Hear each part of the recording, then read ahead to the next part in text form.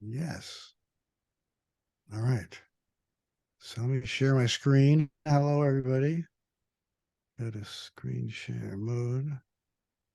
All right. Can you see that? Yes. Yes. Yeah. Oh, here's coming up. Okay, good. Okay. So delighted to be here. Thank you for the opportunity, Sabina, to talk to your assembled throng. As Sabina mentioned, I'm involved in quantum on a bunch of different fronts, working with the economists, working with Inside Quantum Technology. I was just in Singapore at a quantum tech APAC event.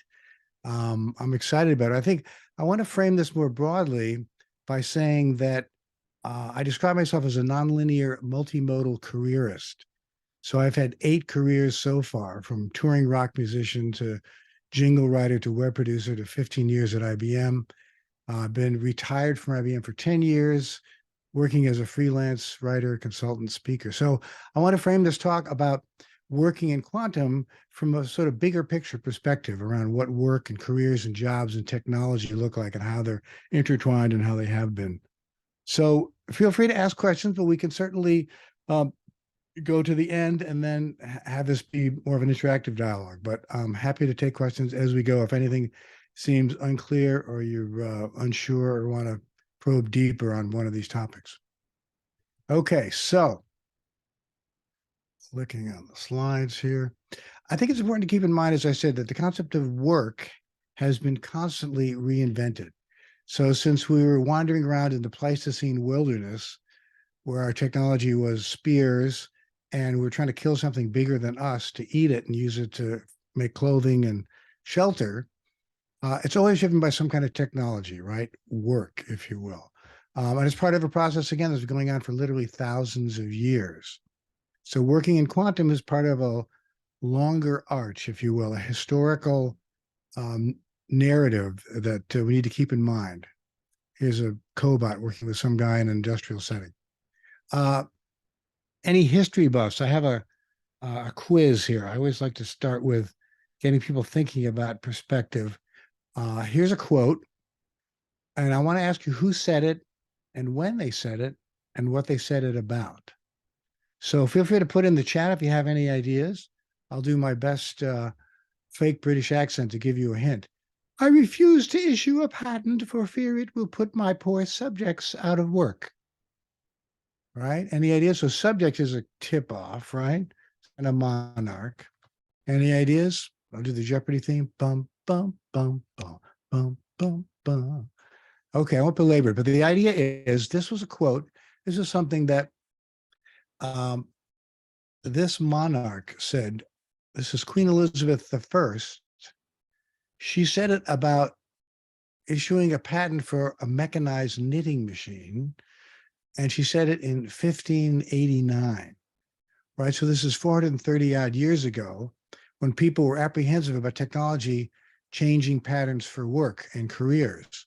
You know, we're having this kind of conversation today about Chat GPT, for example. It's been going on a long time.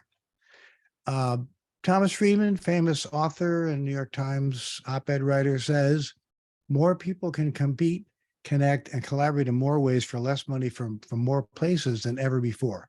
So big change from 1589. But again, the idea is technology, the internet, the web, and now quantum, right, is allowing us to work in new and different ways. Anybody know what this is? This is my next quiz. Anybody have any ideas? Speaking of technology, early technologies that help humans do work. Any guesses in the chat? No? Hello? Well, it's something called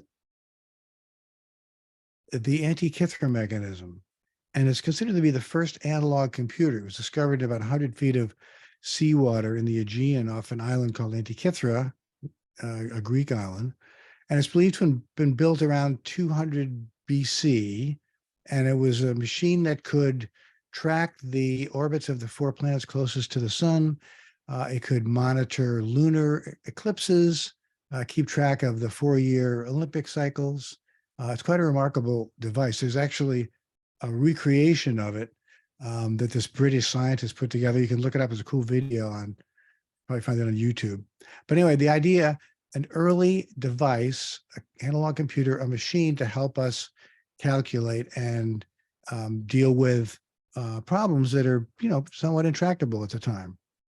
So let's talk about computers, right? We're talking about quantum and certainly computers today. So can roughly be broken into four big categories, if you will: mechanical devices in the early 19th century, invention of vacuum tubes, then the invention of transistors and integrated circuits, and then quantum, right? So 1820s and 1940s is kind of the early and mid period of mechanical devices. If you are familiar with this gentleman, Charles Babbage, he was a British inventor and philosopher and writer. He put together something called the difference engine, which could add and subtract, multiply and divide. It was this, like 8-foot tall brass device. Actually, it was never built. They finally built a version of it, I think in 2002. It's in the Science Museum in London. But more germane to this conversation, do you know who this is? Any guesses? Somebody must know who this is. Type in the chat. Hello? Sabina? This is Ada Lovelace. There you go. Thank you, David. She was a daughter of Lord Byron. She was a brilliant mathematical mind, born in 1815. She's thought to be the first person to write a program for the analytical engine that Charles Babbage put together. They say she wrote a note that was a method for calculating a sequence of Bernoulli numbers using the analytical engine. So in the spirit of women in quantum, kudos to Ada Lovelace.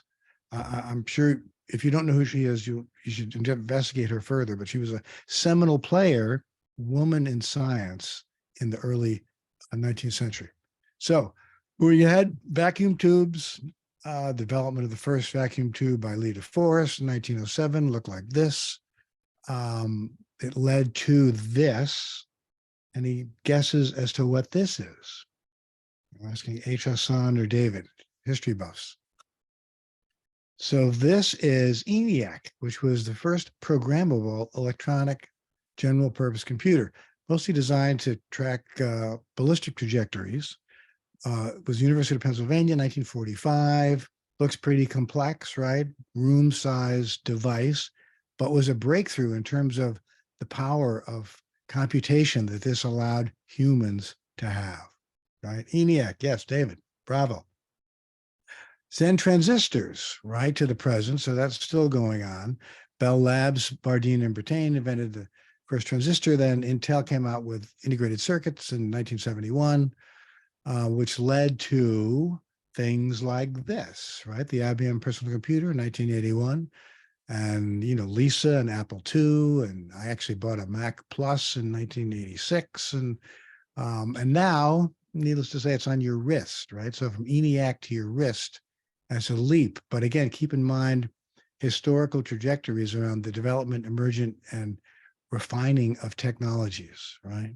So now let's talk quantum. 2010s or so, we're into the quantum states. Keep in mind too, the quantum is a constellation, right? It's a range of applications. It's quantum sensing, clocks and sensing. In the middle is a picture of a quantum sensor used in a mining operation setting.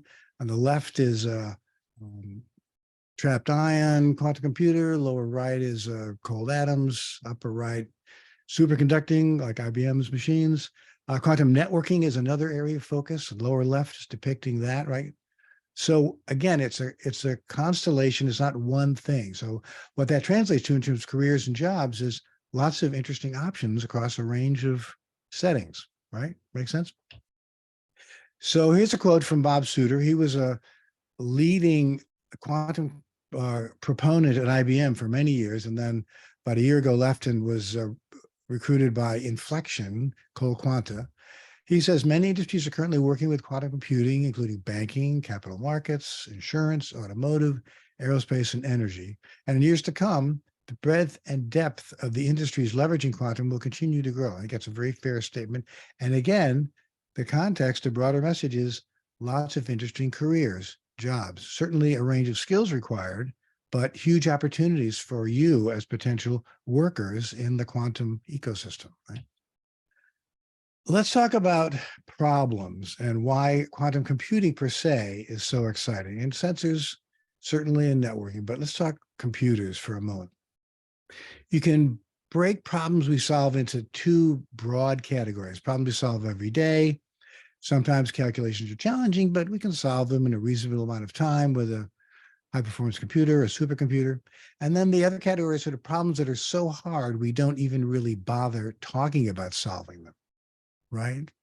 In computational mathematics, these are called NP-hard, which stands for non-deterministic polynomial time hardness, meaning they're just too complex, too difficult, too intractable. But quantum computing has the potential to address these kinds of problems. So let's talk about optimization, for example. This is the traveling salesman problem. You might have heard about this. The idea is first formulated in 1930 describing the optimal route around Europe, for example. So if you're trying to travel to 15 cities in the most optimized way, there are about 43 billion possible routes. If you add only 5 cities, the number goes to 121 quadrillion.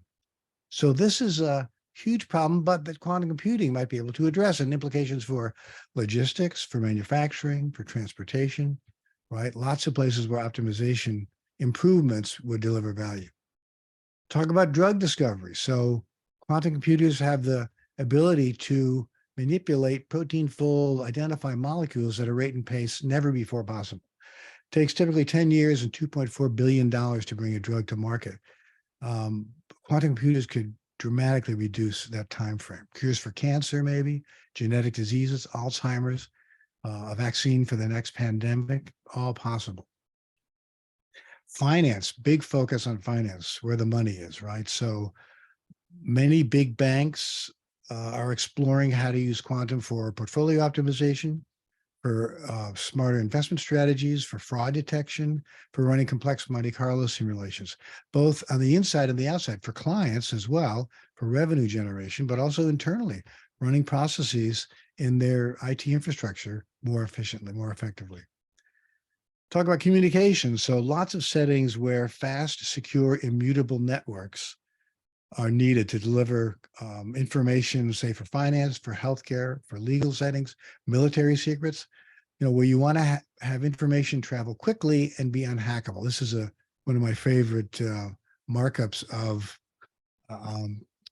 it's an animated GIF of the network that Argonne and the Chicago Quantum Exchange are building. But their network's going on in QTech in Delft in the Netherlands, in China, obviously. Is somebody marking up this page? What is that? Somebody drawing on the screen, it looks like?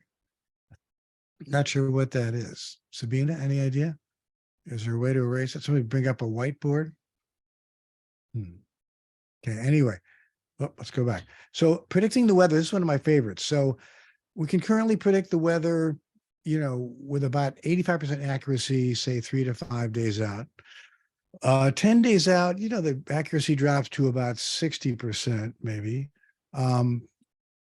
Like any more than that, it gets sort of hard to really make accurate predictions, right? But imagine if you could predict the weather for, say like 100 years.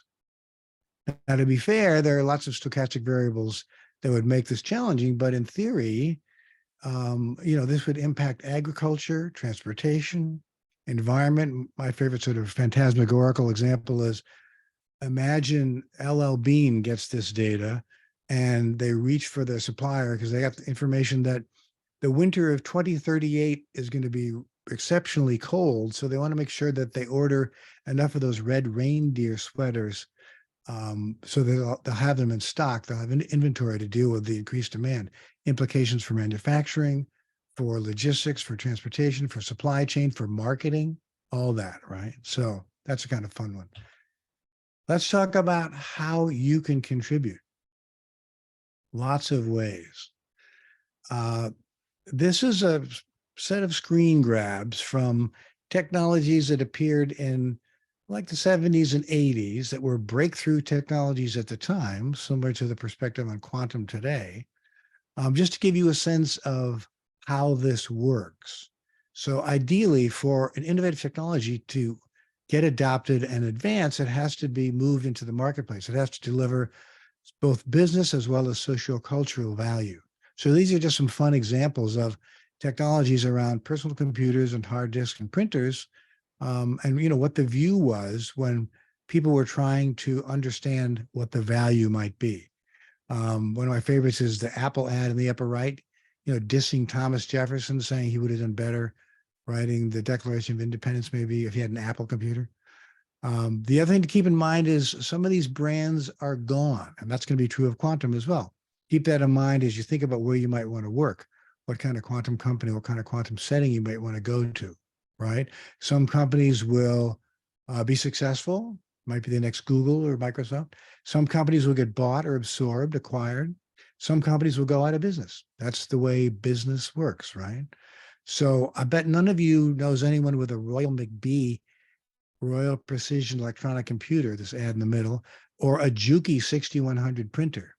But certainly in the upper left, Microsoft was on the right track with this multi-plan software that, again, delivered business value, helped this person make management decisions as he's leaning on his personal computer. And prices will change. Imagine this, a hard disk, 10 megabytes for only $3,398. Yikes. So anyway, keep this in mind as you're thinking about where to work and what to do. It's going to change. It's going to morph. It's going to evolve. It's going to be exciting. So this is the money shot, if you will. This is the establishing visual. And I want to spend a moment on this because this is sort of the key to how you should think about where you're going to work in quantum. I call this the evolving quantum workforce ecosystem. So at the center certainly are scientists and researchers, right? Quantum information science. Brilliant people, men and women coming up with new qubit modalities, ways to use existing fiber for quantum networks, on and on. It's just remarkable. But that said, they need, for example, executives, C-suite people, someone to run the business, executives. They need salespeople, business development, right, the upper right. And no matter if you're huge like IBM, 430,000 odd people in 190 countries around the world, or comparatively small, Cold Quanta's got like 130 employees, you need someone to go out to the client and demonstrate the business value, get someone to open a checkbook and give you the money, right? Sales, biz dev. UX design, how do you interact with this stuff? How do people touch and manipulate these devices? So these are some companies that are focused on that space. Education, right? The one profession that enables all other professions. Maybe teaching is an area where you want to focus or do some of it part-time. MIT, Caltech, University of Chicago, Coursera, and Udacity and LinkedIn Learning offer this kind of courseware. Maybe you're interested in regulatory and policy issues. So you might want to work in a public sector setting to help determine how we better manage, how AI, for example, is scrutinized. You take lessons from the AI challenges and apply them to quantum. Will there be universal rules? Will they be variable depending on locality or technology? Big questions that are still to be answered. And then this at the bottom, I call this the kind of picks and shovels. So lasers, wiring, test benches, companies like Montana Instruments and Vescent that make lasers and test benches are key. Think of Levi Strauss, right? He made money during the California gold rush, selling tents and picks and shovels and devices to, get the gold out of the stream to miners. So that's the key area of focus. Another anecdote, the CEO of Vescent was saying that his most valued employee is a woman who runs his test bench, who doesn't let anything go by that's not perfect, has a set of processes and protocols, and tied to program management, right? Someone's got to run these projects and make sure that they have a client, a budget, and deliverable, and that you meet what the specs are.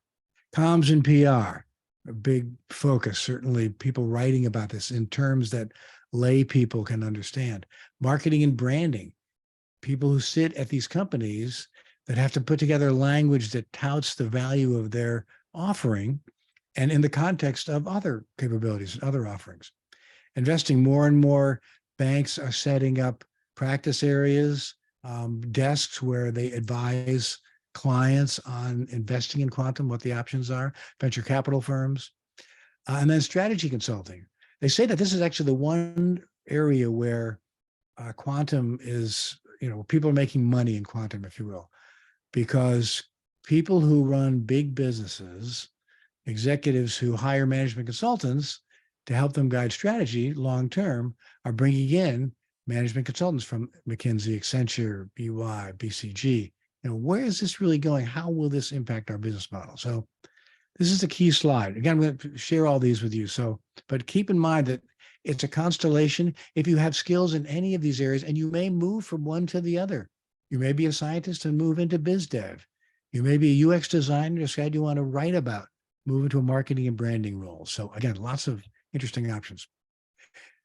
Just some random people that I work with that are friends that some of whom I've interviewed, just to show you that this is going on in the real world right now. Will Zhang is worth calling out. I sort of describe him as the Elvis Presley of quantum, if you will. He's the head of quantum research at Goldman Sachs. I heard him at a conference a few months ago. His opening remark was, "I have a checkbook, bring me something." The implication being Goldman Sachs, Golden Slacks, right? Big investment bank. They want to know what's out there that they can use not only to drive revenue for their company, but to advise clients and to streamline and improve processes internally. Farai Mozendu, he's the president of One Quantum in Africa. This is a nonprofit organization that has branches all over the world looking to increase awareness of quantum and its value. Hattie Lee, I interviewed her for one of my podcasts. She's a former executive at Honeywell, now leading technology development at Quantinuum. Catherine London is a great example. She is the CMO at Zapata. She worked on a tech account. I think she worked on Apple, like at a general advertising agency, but became fascinated by quantum and was recruited to join Zapata, and now runs their marketing organization. Jerry Chow, recently grad, been at IBM Quantum, directing their quantum infrastructure development. Maria Schultz is in South Africa. Actually, she's a researcher there, but also consults with Xanadu, a Toronto-based quantum computing company. So it's happening all over the world in a range of disciplines, which represents options for all of you. These organizations need your talent. This is by no means comprehensive, but I just want to give you a bit of an eye chart around where quantum is emerging. Certainly enabling technologies, this left-hand blue box. Applications and consulting, as I mentioned, a lot of consulting practices are talking to big clients about how to take advantage of this technology. There are vertical specific applications, chemicals, materials, and biotech. Cybersecurity is getting a lot of focus now because, NIST released 4 algorithms that are ostensibly, immune to quantum computers cracking our current RSA encryption. So there's lots of focus on how to do that better. Companies like Q Control, who else? Companies in New York, Crypt, are focused on helping companies figure out how to avoid the harvest now, decrypt later model, which is taking place. Countries, non-state actors, hackers going into databases, stealing information, thinking that in a few years, when quantum computers can crack current encryption, they'll use it for ransomware, they'll sell secrets to competitors or whatever. So anyway, and then hardware and software for sure. I'm not going to drill down into this in detail, but as probably many of you know, there are lots of ways to get involved in writing software, as well as helping develop qubit modalities. There's still half a dozen that are being explored, which again represents career and job opportunities for all of you. Okay, so let's get real for a minute. I have some screen grabs. They're fairly recent, but I want to give you a sense of what's really going on in terms of job recs, open job recs for quantum talent in the marketplace. So this is a Quantinuum screen grab from current openings. So while they're certainly looking for a lead physicist, right, as you might expect, they're also looking for a senior accounting specialist, someone to help them manage the books, keep track of the numbers, right? In a quantum company, like any company, you've got to keep track of the financials. So this is a role, if you're interested in quantum and have a background in that discipline, you might apply for this job at Quantinuum. AWS quantum computing, they break their job categories into 6 different areas: research science for sure, and then both software and hardware development. They're looking for solutions architects. As I mentioned before, project program product management people, right? Someone who can get a product out the door on spec, on budget. It's a simple but difficult process, if you will. And it's critical to, again, any burgeoning company, but especially in quantum. And supply chain and transportation management, pretty tactical, but that's part of the process as well. So if you have interest or background in any of these areas, you might apply for a job at AWS Quantum, right? The bracket instance, if you will. Let's talk about Zapata. They're looking for a senior quantum ops engineer, for sure, makes sense. But they're also looking for a part-time office manager. They also need, a research intern. So again, the idea is there's a range of options, a whole set of possible places where you might get involved, right? It's not just science-based skills, right? This is my favorite. So Rigetti, we can circle this one. They need a quantum test engineer. And as you can see on this list, electrical engineer, lead software engineer, lead engineer quantum performance. But my favorite is this one at the bottom, future open position. And I encourage all of you to take a look at this, because what it says when you open up this job rec is basically, we don't have a job for you. We may not have a job for you right now, but we want to get your resume and put you in our database so you're on our list. So if and when our business expands and your skills are apropos, we want to be able to get a hold of you. I don't know where you are. Maybe they invent a new product, or they acquire a company, or they get investment and totally expand their process. They get an order for 100,000 widgets and have to figure out logistics for how to create and deliver. So that's a pretty cool thing. I've got to say, I've never seen that before. Certainly would never see that at IBM, with all due respect. But this is a pretty exciting indicator of the fact that this is moving so quickly that talented people are needed, and companies like Rigetti are willing to capture your resume and put you on file so that if and when something comes up that matches your skills and interests, they know how to get a hold of you. All right. Google AI Quantum, another area, they break it into software, hardware research, and then internships. All by saying these are just some examples of the kinds of opportunities that are going on in quantum across a range of disciplines as well as verticals, right? So, key takeaways. What did we learn today? Quantum information science is a growing field. There are many opportunities that exist, and more are emerging, and across a range of disciplines and verticals. You don't have to be a particle physicist to work in quantum.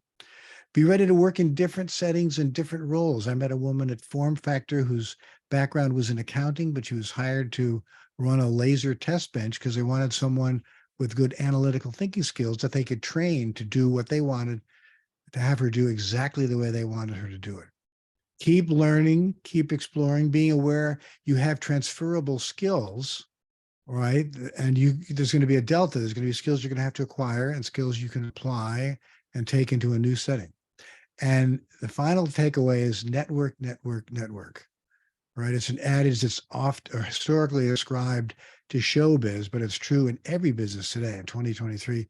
It's not what you know, it's who you know. So reach out, connect with me on LinkedIn, connect with everyone in the chat on LinkedIn. Whenever you go to a meeting or a webinar like this, see who's attending, reach for them, look at their LinkedIn profile, connect, connect, connect, okay? So I'll see you in the quantum-enabled future. You can contact me on LinkedIn, send me a message, connect with me, or send me an email, chris@improvisingcareers.com. So thanks. I hope this was helpful. Thank you, Chris, for this incredible presentation. I sure our audience members as well are really, really appreciate your ability to showcase the bigger picture of quantum and how we got where we are today and where we're headed. And to your point, we can head into many different directions, and we're not just confined to one path. So your breakdown of the opportunities across a wide spectrum of quantum companies with screenshots certainly showcases that. So I have a Sure. couple questions for you, and audience members, if you have any questions, please throw them in the chat. So speaking of different careers, different paths, you mentioned that you've had 8 different careers so far. What motivated you or encouraged you or gave you the confidence to shift in such big ways? Well, so I would say sort of a overlying driver is curiosity. I'm sort of, a, you know, a curious person by nature, always interested in new things. So curiosity was often a motivator, sort of a core motivator, but also I would get sort of bored in a certain setting, or I would like the first band I was in after college broke up.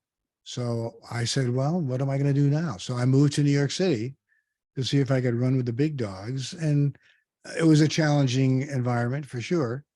But I figured out what I knew how to do and what I didn't know how to do, and mapped the delta and acquired the skills. In this case, it was learning how to sight read, learning how to play bebop tunes, learning how to play in a bunch of different styles.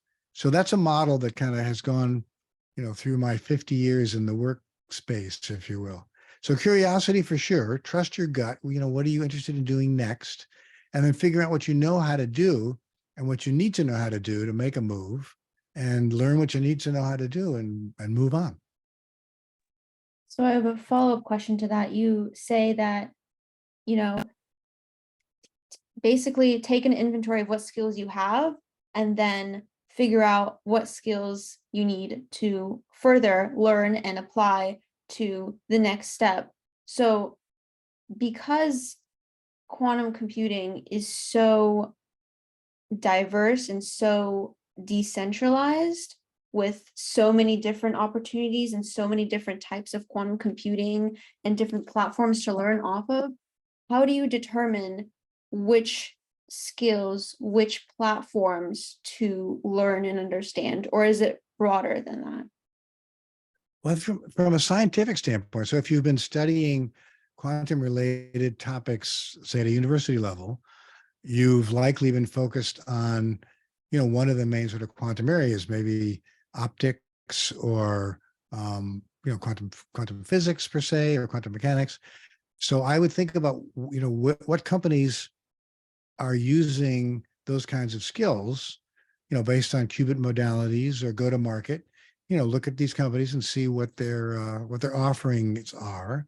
If you've been studying sort of optics, you might look at quantum networking companies. Look at QNect. Look at the work going on in Chicago Quantum Exchange. So use that as what you know how to do as a way to narrow down, certainly from a scientific perspective. But I would say also, as I mentioned in my evolving workforce chart, if you have other skills, maybe you're a writer, or maybe you're a business development person, or someone interested in investing, or interested in a management consulting role, but fascinated by quantum, track down the people that are doing that work, right? So what I always say is, there's always a Miles Davis in every discipline, right? Or a Tony Hawk, or a Sabrina Williams. So find that person or persons and follow them, read what they write, watch them speak at events, see who they follow, see who they reference, and use them as models and connect with them for sure. And if you're ready to explore a role, look at their career website, their jobs page on their website. Pretty much all of them have them. And, see if there's a fit, a possible open role. And if there isn't, don't give up. Check again in a month. Or if you do apply and don't hear, again, don't give up. Keep jiggling doorknobs, keep reaching for opportunities. It's a numbers game at the end of the day. It's not magic. It's finding the right opportunity, the right setting for your skills, right? Mhm. So here's a So, question from Sarah. yeah, Sorry, go ahead. you you talked about great opportunities with quantum, but as one of our attendees pointed out, you did focus more on the US, which is understandable. You are US based, but that leaves people outside of the US kind of on the outskirts with certain job openings, because other attendee mentioned that most of them aren't remote internationally. So what So are let me just interrupt you. So first, Sarah, thanks for the question. And I would say, first of all of these companies have offices all over the world. IBM, of course, is in 190 countries. Quant is probably in half a dozen countries. And many of them will accept remote workers. I mean, it's, we just came through the pandemic. So they're more and more open-minded in terms of how and where and when you work. So while I represented, some of the screen grabs were US jobs, many of those are remote. And if you live in a different country or want to work in a different country, again, many of these companies have offices, all over the world, or don't care. I mean, there are a lot of opportunities in Germany, a lot in Israel, a lot in the Netherlands, a lot in England, and many of them really, are comfortable having you do the work remotely. So, did you see the careers page? I'm going to put it in here again, Sarah, just because you asked about it. And on that page, there's about 80 different companies that are looking for people to work in quantum across a range of roles. And many of them are outside the US. So please take a look at that, all of you. And again, keep in mind, it's an international business. The UK actually has a lot of really interesting work. They're building a national quantum computing center at an old Air Force base, Rutherford, up near Oxford. The Netherlands got 625 million euros from the Dutch government to, figure out if there's a pony in here, and working with this consortium called QTech, which consists of the Ministry of Science and the Dutch government, the University of Delft, and Microsoft and Intel are sort of corporate private sector partners as well. So that's a long-winded answer, but I hope it clarifies that there's a lot of opportunity. Mm-hmm. And further talking about opportunities, obviously you mentioned that many companies and many organizations are very open-minded about who works and where they work, but inevitably there are going to be some challenges for those just getting started. What do you see as the biggest obstacle of getting into the field? I think it's just finding the right setting, right? So finding a place where your skills map their needs. At the risk of sounding simplistic, in any job, and probably many of you know this, but maybe those of you early in your careers don't know this, but I learned it certainly at IBM. People hire you to help them achieve their objectives. I mean, I didn't get hired into corporate internet programs at IBM because I had a stylish shirt or a hip hairdo or pointy shoes, whatever. I got hired because they needed people who knew how to produce websites, and I did.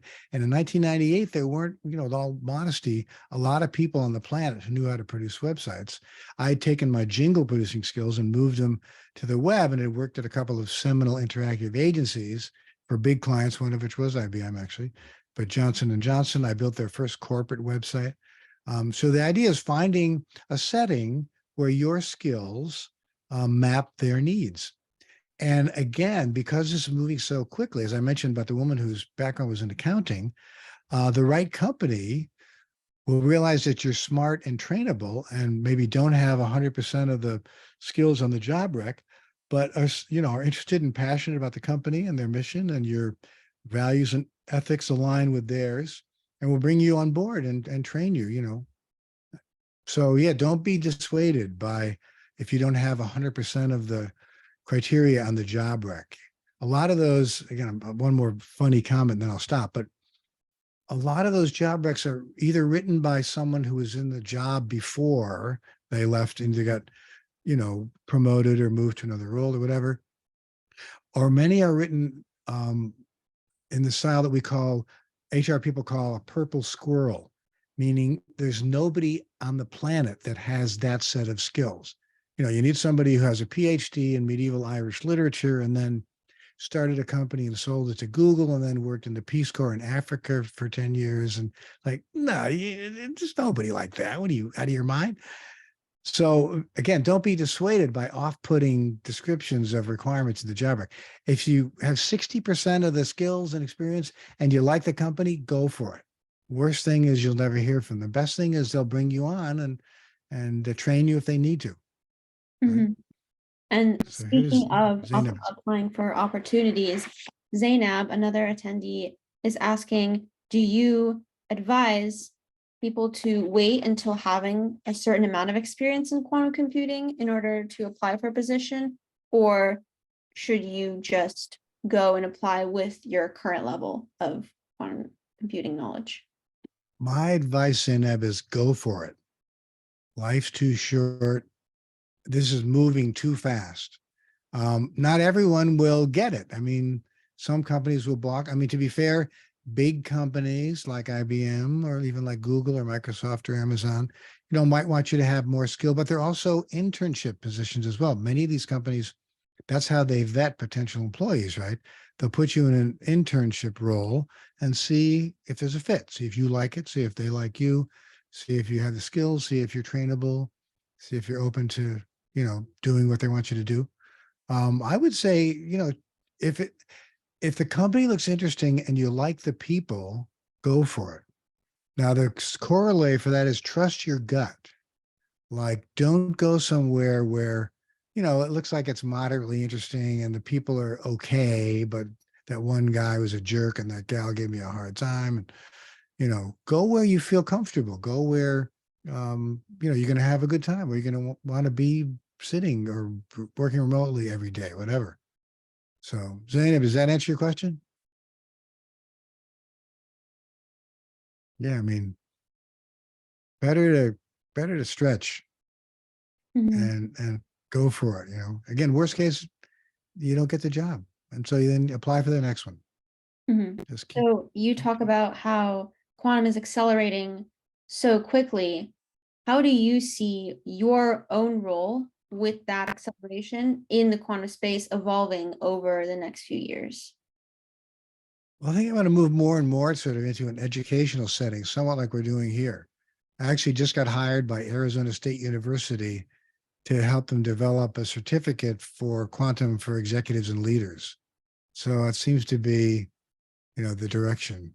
Again, the sort of meta guidance is follow the green dots. I kind of go where I get positive responses, and you should too. Right? It's good advice for all of you. Don't bang your head against the wall. If you're not getting a response, or you're getting a bad response, or move on, turn, shift, pivot, go to the next opportunity. So Mhm. that's probably what'll happen.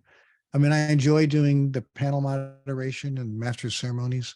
I'm heading to London on Tuesday to spend a week there with The Economist at their event, Commercializing Quantum, which, by the way, you can sign up for a free pass. We should put that URL in the chat. It's a really cool event, some really interesting people. I did 3 pre-recorded sessions for them, one on how can quantum help humanity. That was a really interesting conversation with some really smart panelists. I did a fireside chat with a guy who's a VC talking about where to invest, just him and I having a conversation. So yeah, I actually dig up that URL and put it in here because you can log in and it's going to be on something called Swap Card, which is like a Vimeo kind of a setting. And you can view the um, videos for like a month after the event shuts down. Mhm. Well, Right. thank you for raising that opportunity. If we can get that link to the attendees either now or in a follow-up email, I think that would be greatly, greatly appreciated. Is Yeah, there here you anyone go. else in the audience that either has a question or a comment? I have one more question for you. Okay. So you talked about how all of these different industries will be impacted by quantum. Which industry, or is there an industry that quantum either has already impacted or perhaps will impact the most? I just put the link to the Economist event in the chat. So everyone, please, if you're interested, sign up. There's a kind of free virtual pass. So where quantum is affected, what verticals? Um, there are 2 companies that are focused on financial services that claim to have done collateral optimization for big European banks that generate remarkable improvements. So Terra Quantum and Multiverse. Terra Quantum, I think, is based in Germany or Austria. I interviewed their CEO, Marcus Flitch. He's someone you should all follow and connect with, and the company as well. And Sam Mughal, who's the CEO of Multiverse. Again, they're focused on financial services. That's a company to, that's a space for sure to follow. I think drug discovery is getting a lot of focus. So Continuum just announced a new protocol to help with the drug discovery aspect. QCware also has something now called Prometheum. There's a company called, it's run by Shahar Kynan, Polaris QB. She's focused on drug discovery. She's using D-Wave and Fujitsu quantum annealing computers for her work. I think in the very near term, post-quantum cryptography is going to get a lot of focus. So you might look for companies that are in that space. Like I mentioned for Crypt, Quantum Exchange, there's a whole bunch of them. But the federal government has mandated that government agencies have to come back with a plan for mitigating the risk of quantum cracking RSA and ECC encryption. I think it was due like last week, actually. I haven't seen an update on it. But anyway, if you're looking to get into quantum quickly and you have some interest in cybersecurity, I would do a quick search on Google and or on LinkedIn, quantum plus cybersecurity, and see what pops up and go to their job pages. And at the very least, about their internships, because people are scrambling to figure this out. I mean, it's exciting, scary, but exciting. Sandbox AQ is another company. Jack Hidary runs that company. They were spun off from Google in March. So anyway, lots of interesting places. That's what I would say, those main areas. Mm-hmm. Well, thank you so much for that. We have another question in the chat. Any advice for a dinosaur with college teaching experience? Well, so David, what were you teaching? Are you want to turn on your mic? We could have a conversation, or turn on your camera. And hey, if you're a dinosaur in your 50s, I hate to tell you how old I am, and I'm 20 years older than you. Just saying. And here I am doing this quantum thing. I'd say if there's a topic that you taught at a college level, which is fantastic, kudos to you. I mean, I've never done anything like that. Think about what's going on in that discipline in quantum and track down people that are doing it. And I'm happy to have a conversation with you. Connect with me on LinkedIn, send me a message. But I mean, say you taught mathematics. There's a lot of conversation around quantum and math, right? Machine learning, AI and quantum. Maybe you taught English. I would love to see someone put together a science writing for quantum course at a journalism school. Why isn't Columbia doing this? Maybe that's a niche. You could do it. You could even do it maybe online. You could put together a course and put it on Coursera. I mean, because that's a skill that's going to be needed. Again, taking back to the model of taking what you know how to do, figuring out, what additional skills you might need, and taking the transferable skills and the newly acquired skills and position yourself for a new opportunity. Does that make sense?